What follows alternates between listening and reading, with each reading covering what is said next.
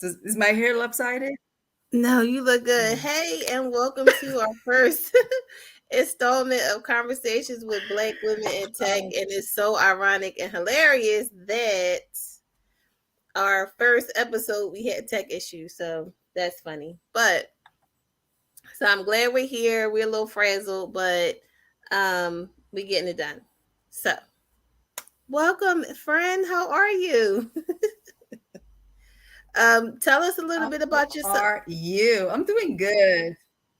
Good, good. So tell us a little bit Well, about yourself. Do a okay. brief So my intro. name is Angel Regis. Good evening, everyone, or good morning, good afternoon, wherever you are in the world. Hello. We made it here. My name Yes. is Angel Regis, a data engineering associate and lover of people. I love connecting with women, especially women in tech, because this is our conversation, right? About Yes. leveraging those spaces so more of us and more representation can be, doing work, wonderful work in tech, but huge tech advocate, huge tech advocate, cannabis advocate, a mom of three, and Yeah. entrepreneur. I just love as I'm learning things in this world and the older I get, sharing it, leveraging it, and making sure that we all are successful. And I can I love do all that I it. can to, to be able to motivate somebody else because we all have a story. And Mhm. I have a little motto that says that we are the answer to someone's prayers. I do not want to hoard my gifts. That's not what I'm here on this earth for. I want to Mhm. be able to be active, to be progressive, innovative, because this is, we're in tech, right? But to Mhm. also serve in Yeah. whatever way the Almighty sees fit. I'm here. I'm I always love willing that to share you were resources and to connect. the first person I thought of when I was thinking about, what kind of segment did I want to do, because I know we had Yeah, connected before talking about doing something for the kids. But I yeah. just think so. I went to school for engineering many, many moons ago, and Mhm. it wasn't the best experience just because you're a black woman, you're in a field that at that time wasn't normally dominated, was dominated by white males. So I want to talk about, your experiences, if you have any, with just trying to break into a space that's not traditionally, you don't see a lot of black women, although we are starting to break into that space a little more. But how did you cope with just the stares and the down talking, just trying to break into that industry? Well, in order to answer your question, I would have to give you a little tidbit about my story, how I even got into the world of tech. Mm. Um, Circa 96. That dates me way back, but listen, Yeah. we fine, we 50, that's all right. Yes. We just have this conversation, you know what I'm saying? Yes. But back in 96, I worked for this company called MFS, Metropolitan Fiber Services. I worked there for about 10 months through an agency. And as we know, when we work for these employment agencies, the pay is dismal, but we do what we can. And, that's what we have there. These are humble beginnings. I worked there Hmm. for about 10 months. I was sales support. And, but mainly my job was as a clerk for a sea of men in the telecom world. There's a telecommunications company, and I Hmm. would order literally supplies, paper, pencils, pens, whatever they need. Their headquarters was in Chicago. So what my supervisor said, well, Angel, whenever you get a call and it says, and I'm looking for keywords, right? Maintenance or install. You Hmm. print out these work orders and you put a pile here and a pile there. I'm like, okay, fine. But after 10 months, I was tired. I needed something with my goal was a job with benefits, right? Hmm. So I can Like most of floss. our girls was But back in the day. yes, you had a job. What? With benefit, Mm. girl? Yes. You good. So what ended up happening, there was this magazine. I'll never forget it because these are key periods in why I got into this space and still am. Um, Telephony magazine would feature all these jobs for men and women. As long as you're willing to learn, they're willing to train you. So back in the day, companies would, what we call OJT, on the job training. They would, invest in people, whether you're a cable person, a network control center, whatever it is, whatever that domain within telecom. And telecom is huge back then. They would train you, and you would be traveling, or you're, in a particular city. So I applied. I would apply like literally, and that's when I would have to use a fax machine, like 10 resumes a day. I work Mm-hmm. Monday to Friday. I would send it out, and I look for keywords on the job openings.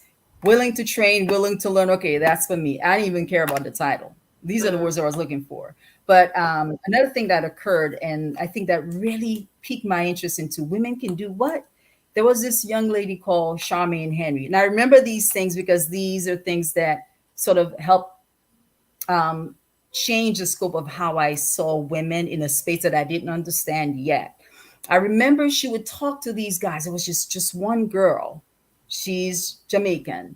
She would talk Mm-hmm. to these guys in the field, but the language was different. The interaction was different, But I said, man, it was just so empowering to see a woman to be able to communicate with men in a field that I didn't see that many women, if at all. She was the first. you Mm-hmm. know we had one logistic manager that I knew before I started working there, but she would order cables and what I didn't know, all this. I just know it was just a lot of parts. And then Charmaine was working on what I later, years later, I knew what she was doing. She was working on these pieces of equipment called muxes, but she would test, talk to these guys, and they respected her. Mm-hmm. She knew what she was talking about, but I didn't know what that was. And another gentleman, a supervisor there, Mr. Lovelace, he saw my Mm-hmm. interest in wanting to know what are these guys talking about, and he would take his time, a couple of days a week, to sort of help me navigate around test equipment. They were huge. They looked like NASA, all these lights and stuff. I didn't understand much of that. I knew that I wanted to learn what that was. And Mm-hmm. sending out my resumes. Finally, this company from Pennsylvania actually responded. So Mm-hmm. now I'm like, oh, as the word, I'm like, oh God, what do I do now? They actually took me seriously. I said, fine. I'd never been to PA before. Took the bus. Greyhound at the time was in its heyday, and Peter Pan met me at the train station. The first, remember those, right? Uh-huh. Met me in the station in King of Prussia, and the operations manager for this small little company, um, Eastern Telelogic, met me. I interviewed with the owner because he actually worked there physically. I interviewed with the network engineers. I interviewed with the director of engineering. I interviewed with everyone except the HR manager. She was out on vacation then. But the interview wasn't what we think a tech interview would be. They more or less wanted to see your drive, your passion to Yeah. learn something. And I Mhm. was just truthful. I said, That's listen, what I was going to I say. understand. That's I what I hear you saying, that your drive and yeah, you were resilient and you kept pushing through to get even to the yep, interview part, because representation matters, right? Like if you hadn't seen, what's her name, ex- Charmaine, you might not have even known yeah, that you could take that next step. So that's dope. yep, exactly. And I sat with him. I said, I've never worked, I've never tested any circuits, I've never done all this work, but I'm willing to learn. I want to learn. Mm-hmm. If you take a chance. And we concluded our interview. Ops manager drove me back to the bus station, and on the way he said, Angel, you got the job. Wow. Girl, listen, and it benefits too. Look, you got your benefits, right? Making a decent salary. Yes, making a decent salary, and I didn't know what that ride was going to be, how long I was going to be in it. I just knew that, wow, I am going to be doing something new, something different, something exciting. But I commuted from Brooklyn. I think I Mm, did that probably a couple months every day. And I would get there before my fellow colleagues who worked there and lived in PA. Every mhm. day I did this. It was That's because hard. you wanted It was it. tiring. Yes. Yes. Yes, I did. I wanted it so bad. I wanted to do the things that I'm seeing all this stuff around me. I had a hard training. I had a great trainer. He wore a pocket protector. I don't know if people remember what that is. Literally, it's a little Mhm. plastic thing, a sleeve you put inside, you protect it from, if your pen's from leaking. He had a clipboard, and he was good, and he Mhm. was tough, and he was just like, his mind was brilliant. I had to shadow him, and he taught me rigorously. I mean, I had to, I had headaches every day because there Mhm. was so much to learn. I still didn't understand what that meant with me being in this new world in tech, but I was there with it. I stuck with it. I worked in a network control center. My first school training was in King of Prussia as their email back then, when companies would, that was a feature, they would, a lot of telecom companies would sell services to their clients, B2B clients. And I was their first email administrator. I worked with Mhm. the guys that were in Philly at 2130 R Street. And I would do the logical stuff, programming in our database, and then they did the physical wiring work and stuff like that. And then from there, I gravitated from there to, we created a group called a Test and Turn Up group. It was the four of us. I was the only female in that group, the only African American female in that group, mind you, in that company at that Mhm. location. So I was able to Freezing up a little bit, Angel. If you have and any yeah, that questions, was oh, okay, I'm sorry. You were my frozen. Go ahead. Oh, okay. And that was my foray, and I just worked my way through. Learned how to wire from in-house to, I worked in Philly for many years, and you just have to be able to focus, understand that it's not a one-stop shop thing. You have to be able to focus and know what it is that you want to do, and not get intimidated by all the men that you work with, because that's something that, if you don't build a backbone in this industry, and in any tech, it's for me, as a my personal experience, you can break, you know um Someone said that they were interested in breaking into tech. mhm. Um, I know things have changed a lot since then. Yeah. And you're still working in that field. Do you have any tips now? Like, how would somebody get into that? What type of training do you think they should probably? I know it really depends on what aspect they Yeah. want to do, but there's a lot of free resources out there. So, do you Oh have any yeah. suggestions on how somebody could do something like that? Absolutely. I'd say, if your interest, and sometimes, like you said, you may not know fully what that is, what that fit is for you, because it's such a vast field. Connect with someone. Hmm. If it's cybersecurity, I can tell you off the top of my head, WISIS, Women in Cybersecurity. They're on LinkedIn, they're on Facebook. Join the group, ask Hmm. questions, because the tech community is very, very open. They're always Hmm. willing to share something, and you will find someone, you'll connect with someone within these cohorts who are newbies, beginners, more advanced. They're always willing to share information. Join that group, Hmm. connect, reach out. Even though you don't know, and it's worked for me, because even in cyber, I didn't know that where I wanted to fit after I was done with telecom. I just knew there was somewhere else that I needed to sort of flourish within the tech industry. So that's what I did. I became a mentee within WeSys. I asked questions. I connected with quite a few phenomenal women within that domain. And as far as data science, which I'm in this domain right now, it's just connecting with people, not being scared to ask. What's the saying? A closed mouth don't get fed. You know, Reach out to me. I could, Yeah. I can share resources that it's never ending. But that Mm. community is so vital. Connect. Just What's connect. one of like the best experiences you would say that you've had since you've been in this field? The most Like a this most memorable. Hmm. um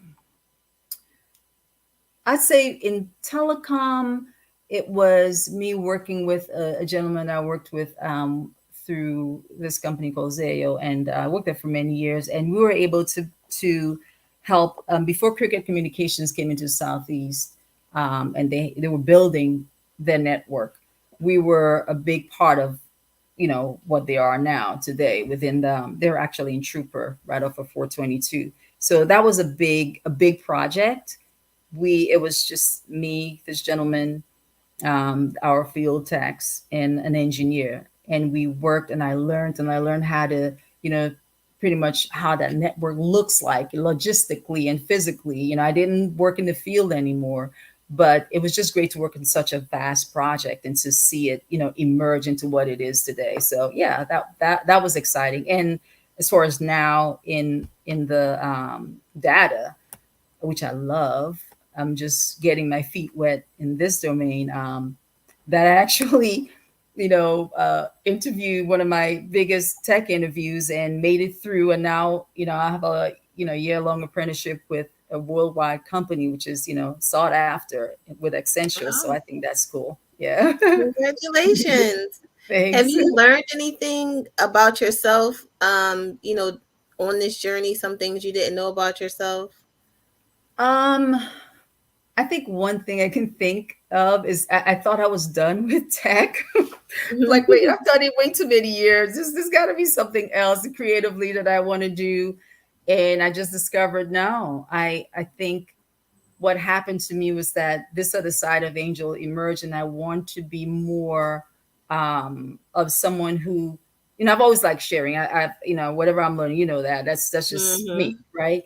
But I Mhm. want to position myself more that I can be more of a resource for women, especially women of color in this Mhm. space, to Mhm. be more vocal and stop hiding, you know, Mhm. Yeah. um, and just to position myself a little bit more, especially in data. I think I just love data, and the possibilities are just endless to do Mhm.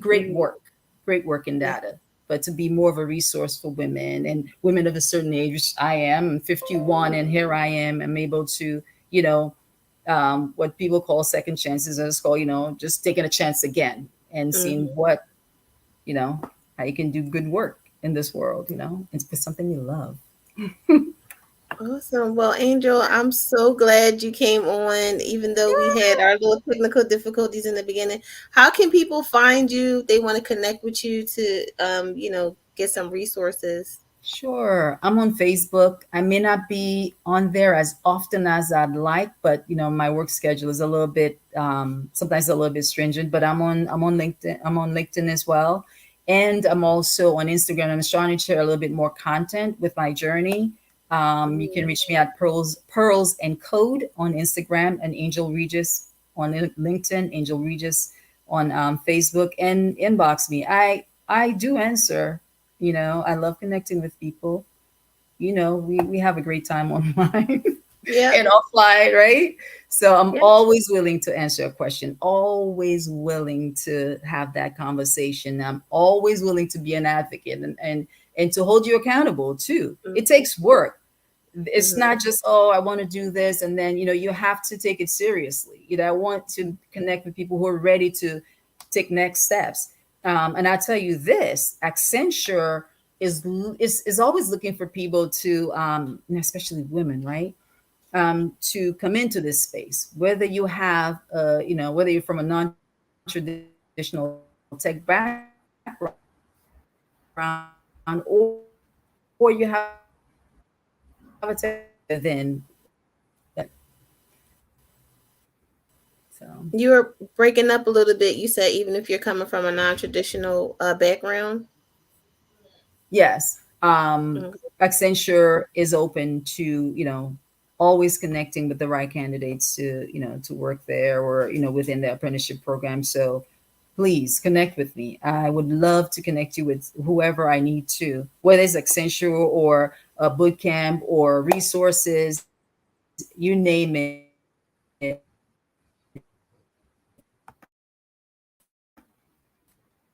Whatever I can do to whatever I can do to help, if Mm, that is your desire, Breaking up again, Angel. But thank you again for joining me today. Thank you everyone for watching. You can reach Angel on Facebook and LinkedIn, and you can check out her IG at Pearls and Code. Have a good evening. Thank you, Angel. yes, ma'am. Good evening, Bye. everyone. Thank you for having me. Bye. No problem. Bye.